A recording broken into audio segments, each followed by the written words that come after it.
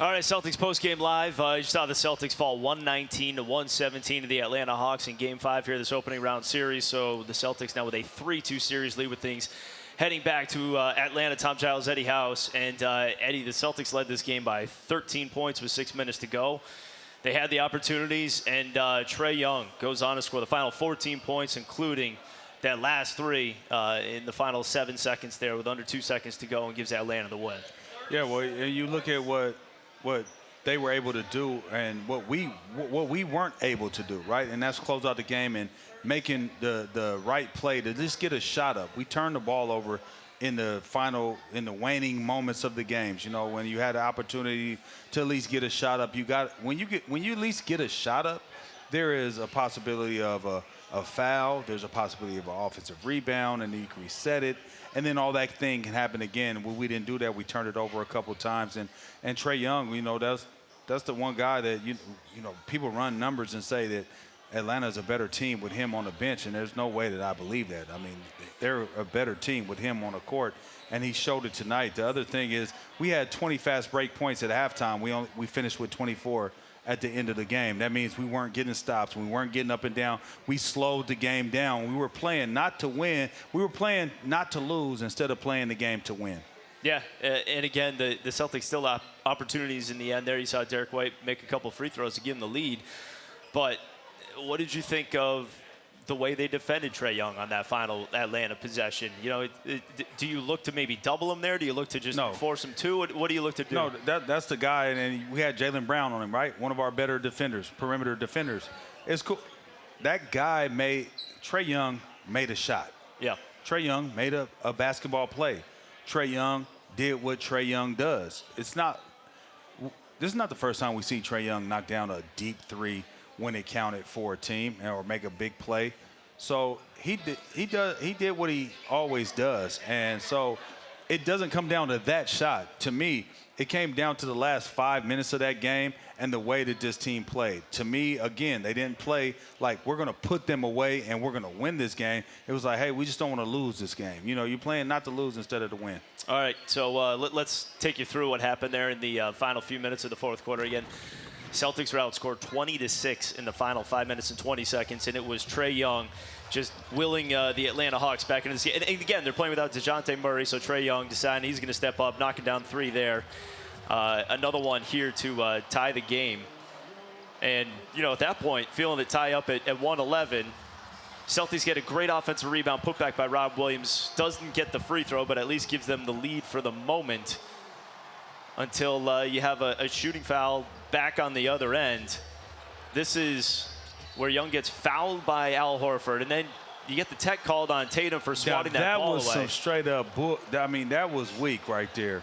The tech or the foul? The tech. The foul is okay, but getting a tech on that particular play right there, we've seen guys do so much more than that to deserve a tech. And to me, ultimately, that's a play that cost this team because that was a point, right? You get the technical, you get the free throws and the ball back. To me, that right there is just, you know, the refs got to be better, man, at times. So you saw the lob to Rob, then the foul on Trae Young, so he makes both free throws. Celtics down one. Derek White gets fouled by Trae Young on the block. He makes both free throws to put the Celtics back up by one, and that's when Trae Young gets into the backcourt and just takes the deep three over Jaylen Brown, and that is your dagger right there. Can't do nothing about that. Celtics would get the ball back with 1.7 to go, but really unable to get anything going here on offense. This ball swatted away from Al Horford, and at that point, you had half a second to go, and I wasn't sure if Tatum even got the shot off in time on the last second chance here, but the Celtics fall in this one 119-117. Again, Trae Young showing up and making the plays at the end of the day, and the Celtics not. Scal joining us now. Scal, your thoughts after what we just saw? That's brutal. Like if they're going to play on their heels in the fourth quarter, then they don't deserve to win the game. That's just how it goes. Like, I get it. Like, we're focused on Atlanta. Trae Young was awesome. Like, he's an awesome offensive player. I get that. Bogdanovich is not afraid of these moments. Like, the way he's played pro since he was 14 years old. Like, these guys were all about it on that end. But we were on our heels offensively. You can't play that way. Like, all you got to do is watch 24 hours ago and watch the Bucks play on their heels. The difference is you got 19,000 with you. You should not have played on your heels in the fourth quarter. Guys stepping back, turning the ball over. You can't do that and expect to be great. Now, I'm not saying you can't be great this season, but like, why when you can get anything you want, anytime you want, all game, why do they play on their heels for those last 6 minutes of the fourth? So on their heels, they were playing, but do you also agree for the fact that they were playing not to lose? Yeah, that's what I mean. As opposed to just saying, hey, man, I'm going to crush them. Yeah. When I have an opportunity to put a team out, put them out their misery and go about, now what you did, you give them a little life. Now what we're going to get our guy back, right? Now you look at John Collins, 22 points. Now he has a little life where he has been silent this whole playoff series. So, again, don't want to overreact, but, I mean, I think we should, though. Because at the end of the day, we're a better team than them. Why? I hope the media, like, you guys are going to ask these guys questions. Why were you on your heels for 6 minutes? How come you guys weren't? What happened the last 6 minutes of the game offensively? Just tell me. Don't beat around the bush. It's a long season. Teams make a run. No. Tell me why you guys downshifted. I don't understand it. Listen, if they were a great defensive team, I'd be like, man, it's different. They were searching. No, they had everything, as Eddie would say, rocking and rolling today. Offensively. Why? Why downshift? Let them make a shot, go back and get them back. Why be on your heels? I don't understand it. And to your point, we have every single matchup that's favorable for us when we want it.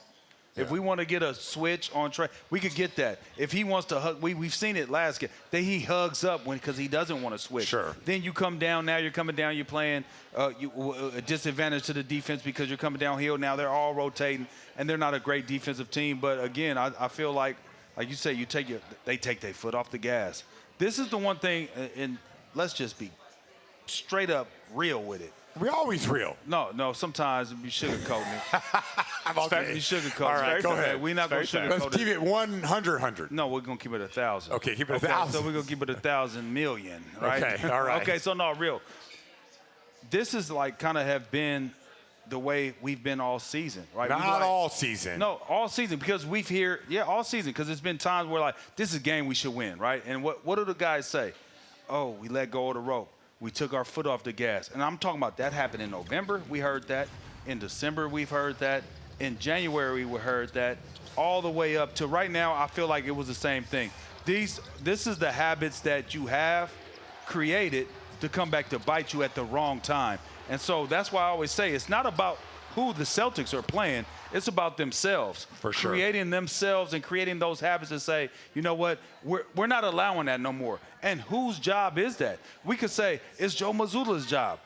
No. Guess what? Because he ain't on the court. No, it's Jason Tatum. It's Brown.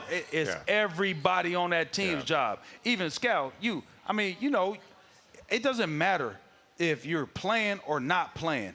When we've been practicing, we respect everybody that's out there grinding. And if somebody comes to you and say, hey, man, we got to get this going, you listen to that.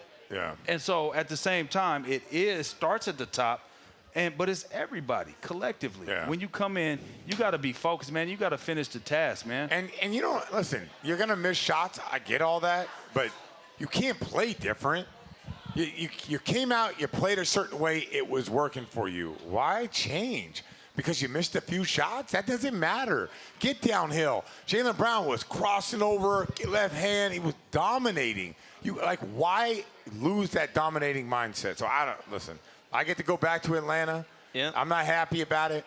but this thing should be over. But they gotta live, grow, and learn from this. All right, let's send it down to Abby Chin, who's standing by with head coach Joe Mazzulla. All right, Joe, simply, what happened? Just lost our poise a little bit down the stretch. Didn't execute on either end of the floor and put yourself in tough spots against a talented team. They made a few more shots than we did down the stretch. What did you say to the guys in the room? We just have to learn. That never comes down to one play. Bay had a good first half, and then in the second half we just didn't execute the way that we normally do. So just have to get better. Ultimately, can this be good lessons going forward? Every lesson is a good lesson if we pay attention to it. Thank you, Joe. Thank you.